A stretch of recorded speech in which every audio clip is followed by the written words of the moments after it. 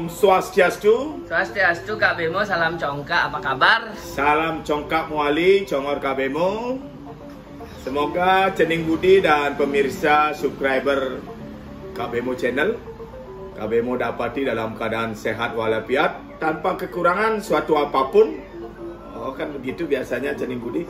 Sagar ogar tor Membekal. Nah itu yang kita harapkan, karena kalau tidak ada bekal terasa tidak ada tenaga di tubuh ini. Bener. Kan gitu. Uang adalah tenaga Kak Bemo. Uang adalah nyawa. Uang adalah nyawa. Walaupun banyak yang membilang wah lau adalah nyawa asing, tidak punya uang ya kan beli lau kan gitu. Ya, mantap. Mau minum kopi dulu. Silakan Kak Bemo. Ngomong-ngomong, hari ini mau cerita apa nih Kak Bemo? Nah, cerita semakin meningkat ini Cening Budi. Ini cerita Kak Bemo ambil dari Bhisma Parwa ya. Bhisma Parwa ya. Yang mengisahkan gugurnya Begawan Bhisma dalam peperangan Baratayuda. Itu kan perang Baratayuda terjadi di Kurusetra, Cening Budi. Yap. Mantap Kak Bemo. Sebelum melanjutkan cerita tentang kisah Begawan Bhisma, biasa Kak Bemo mengucapkan ada tuturan satu, jiketeng muda jida dua mal. Artinya Ceritanya Kak Bemo tidak panjang, tidak pendek. sedang saja. Ikuti kisah Begawan Bhisma sampai akhir. Yang belum subscribe, Kak Bemo harapkan subscribe channel Kak Bemo. Mari kita berjuang bersama-sama, kan gitu. Mantap. Nah, dikisahkan, ini Kak Bemo cerita tentang Bhisma dulu ya. Begawan Bhisma itu merupakan anak dari Prabu Sentanu dengan Dewi Gangga. Oh. Sehingga sang Begawan Bhisma itu terkenal dengan Bhisma Putra Gangga. Gangga. Benar Kak Bemo, mantap. Terlahir seorang lelaki yang gagah berani, bayi laki-laki ini dinamakan Dewa Brata, Cening Budi. Bhisma muda itu Dewa Brata namanya. Berarti leluhurnya Wangsa Barata. Leluhur bangsa Barata. Ini merupakan kakek Pendawa dan Kurawa, Cening Budi kalau tidak salah. Benar. Nah di situ beliau karena terjadi intrik dan pergolakan, beliau tidak mau menikah, nyukle Brahmacari. Nah, dikisahkan sekarang datang Dewi Amba yang benar-benar kesemsem ini, karena Dewa Brata yang Begawan Bhisma ini ganteng, tinggi semampai, rambutnya ikal. Nah, itu dan Dewi Amba terus-terusan mendesak beliau untuk dinikahi. Guys. Padahal Dewa Brata sudah memiliki janji hidup tidak akan menikah. Nah, untuk menakut-nakuti Dewi Amba ini yang terus merangsek maju, diambillah anak panahnya, diarahkan ke dadanya. Ini untuk menakut-nakuti.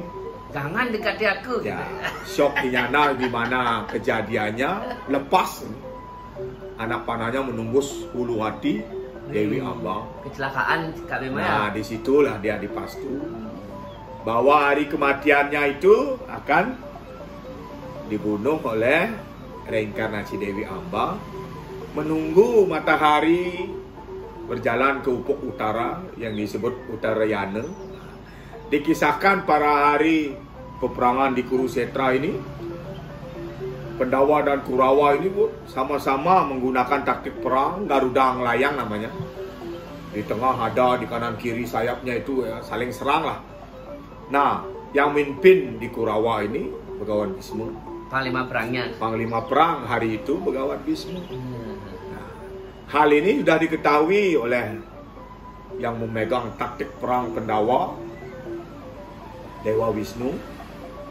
Inkarnasinya menjadi Karakresna. Nah, ini yang mengetahui.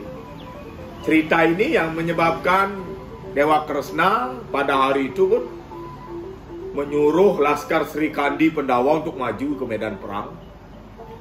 Karena dia tahu kisah yang tadi itu, Dewa Brata dengan Dewi Amba itu. Ini yang melatar belakangi. Nah, disuruhlah Dewi Sri Kandi dibantu oleh Arjuna maju ke pertempuran. Nah, semakin dekat ini sadarlah Bhisma. Yang merasa aneh, hari itu kok Pendawa memajukan para ksatria wanita. Di situ dia sadar. Nah, dikisahkan setelah jarak tembak dengan panah ini ya, Dewi Sri Kandi memanah dengan kesaktian anak panah yang mumpuni, yang maknyus.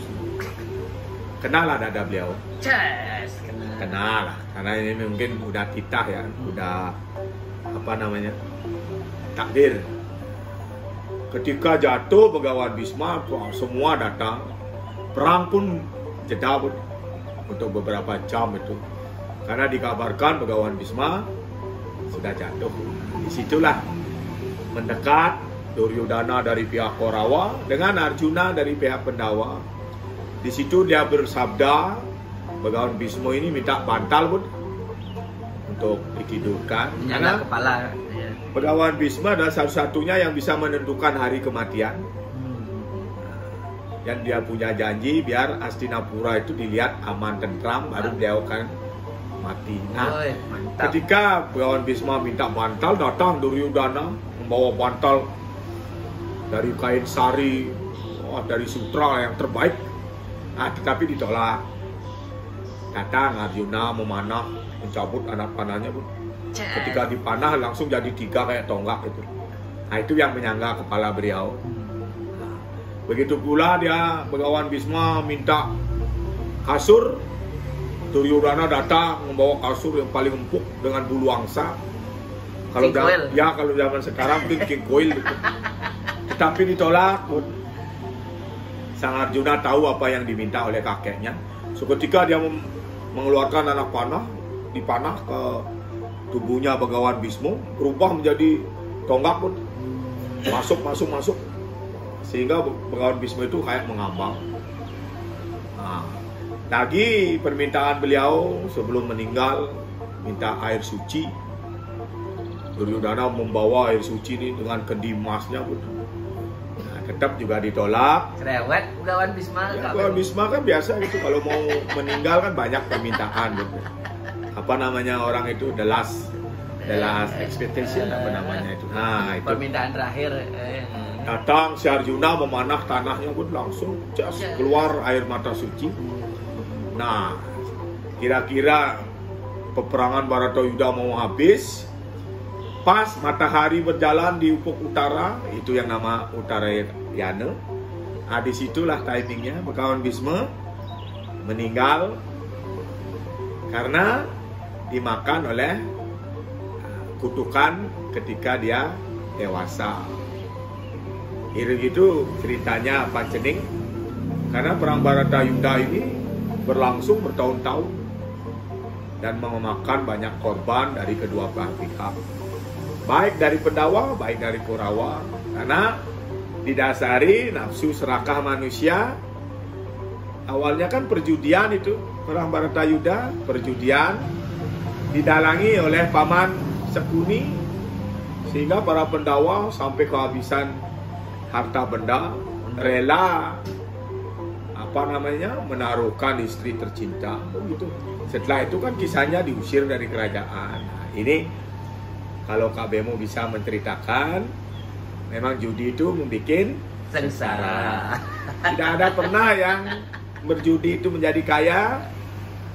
Paling-paling orang bilang kekasian. Karena berjudi itu udah menjadi penyakit dalam peradaban manusia dari zaman dulu. Kecuali bandarnya yang menang Kak Bemo ya. Kalau bandarnya, tetapi sebelum menjadi bandar ada juga menjadi penjudi kan begitu. Oh iya. Itulah kisah gugurnya Begawan Bisma. Semoga cerita Kak Bemo ini menjadi inspirasi bagi kawan-kawan semua. Jangan main judi kan begitu. Jangan main judi. Ya, lebih baik pengeluaran itu dipakai hobi yang lain. Kan sangat menginspirasi ceritanya itu. Tapi kalau judi hiburan gimana Kak Bemo? Kalau namanya judi itu kan tidak ada hiburan.